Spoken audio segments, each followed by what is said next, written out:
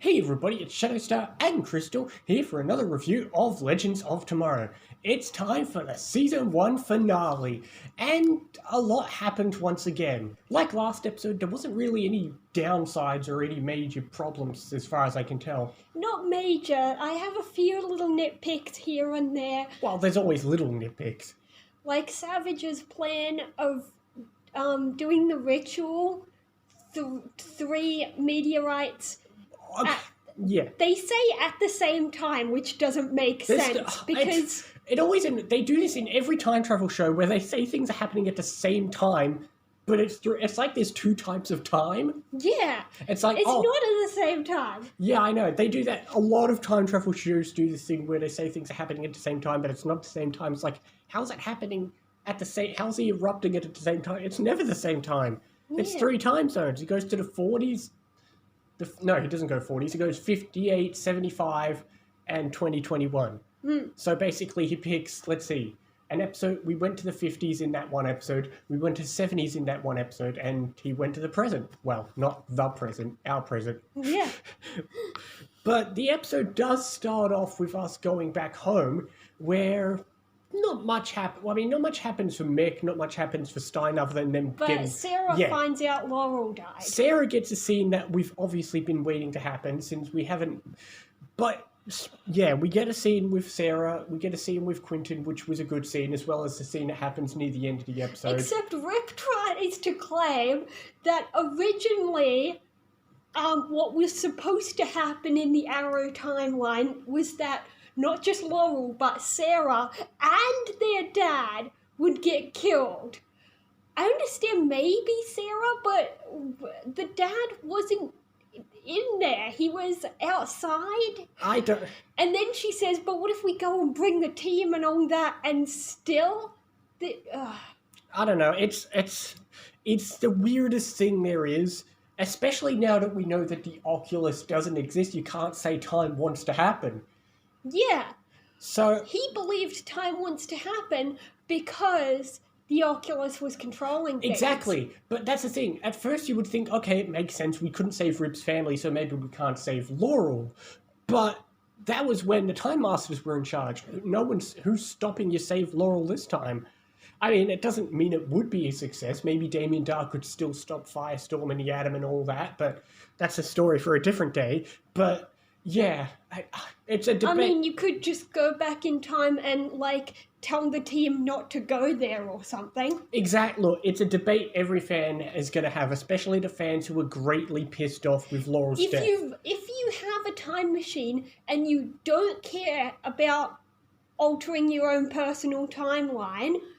You could just find out what went wrong, which was that we trusted Andy, and then stop Andy from bringing the thing. Or better yet, go back in time, take the missing piece, and take it somewhere else. Throw it in a volcano. Yeah, exactly. Whatever. Look, it's always going to be a problem. It's just one of those things you just kind of have to push aside and say, well, look, Laurel's dead. We're never going to have a way to bring her back. Yeah, we know that has to happen in Arrow, but from a Legends perspective. It's kind of a debate of, okay, there's no real decent reason. We just kind of have to accept it and move on because there's not much yeah, it's going to happen. Yeah. But, oh well, the rest of the episode was still pretty good, and... as flawed as that logic was, the scenes were still enjoyable. Yeah. A scene can have flawed logic but still be enjoyable, just like Savage's plan. It's convoluted, it makes absolutely no sense, but, I mean, to be fair, a lot of things in Legends never make any sense, so who cares? As Sarah said, I guess we're past the point of worrying about the timeline, since, this would affect so many things, and how can Savage die 3 times? You'd think he would, if he died in the first place, and, oh, who cares? Yeah. It doesn't make any sense. It was fun fight scenes, though. Yeah. And Sarah had the best line ever. Oh, man, you got my boots wet. That was fun, but it was fun seeing it happen 3 times, and it was good for especially Rip and Kendra. Although that scene still has a slight nitpick.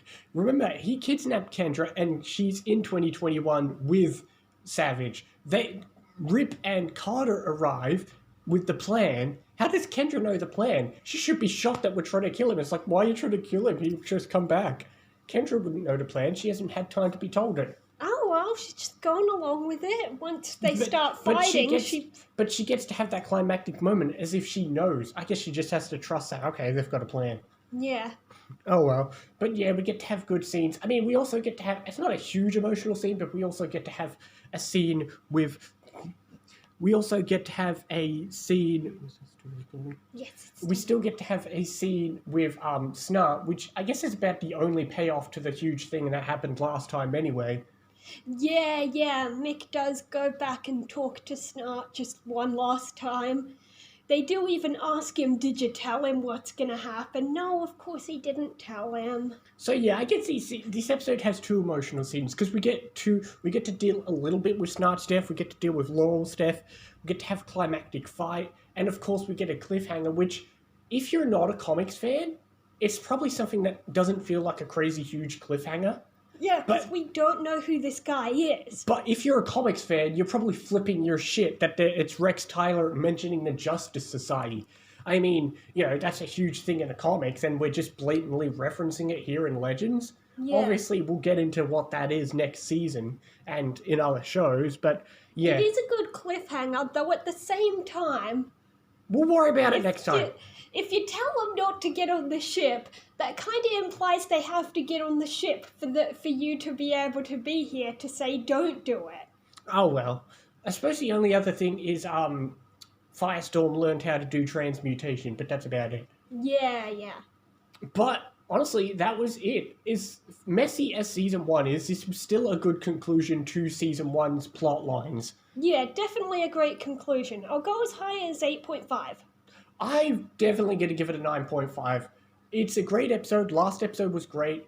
For with the type of tone that season 1 has, this is a great finale for it. Obviously, future seasons like season 2 and 3 are way better, but this was still a great finale, and season 1, despite it having a rocky start, is still great. Here's the thing. The biggest issues of season 1 are Savage is often not the best character, Kendra and especially Carter aren't the best characters, but all three of them are gone now. Yeah.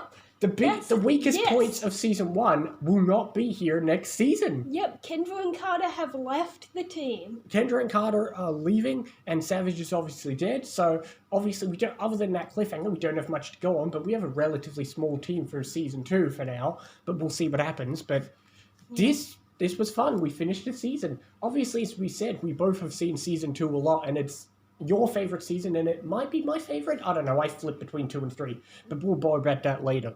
Yeah. But yeah, if you thought, here's the thing.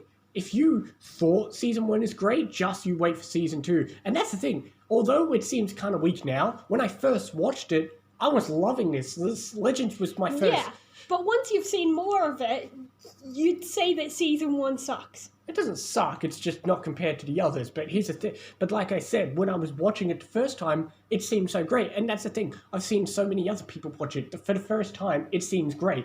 Then you move on to other seasons, and it doesn't seem as good. But Yeah, it's- because you realise it could be better. Yeah, but that's the thing. In the moment, there's still plenty of people who loved it. And that's the important thing to remember.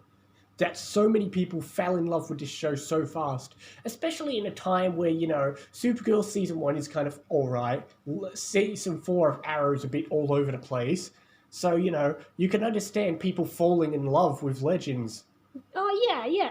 It's just such a great group of characters. Anyway, not much else. We will eventually get around to season 2. It won't happen immediately. We'll eventually be watching and reviewing season 2. Until then, we will see you next time for more Legends and other things as well. See you next time, guys.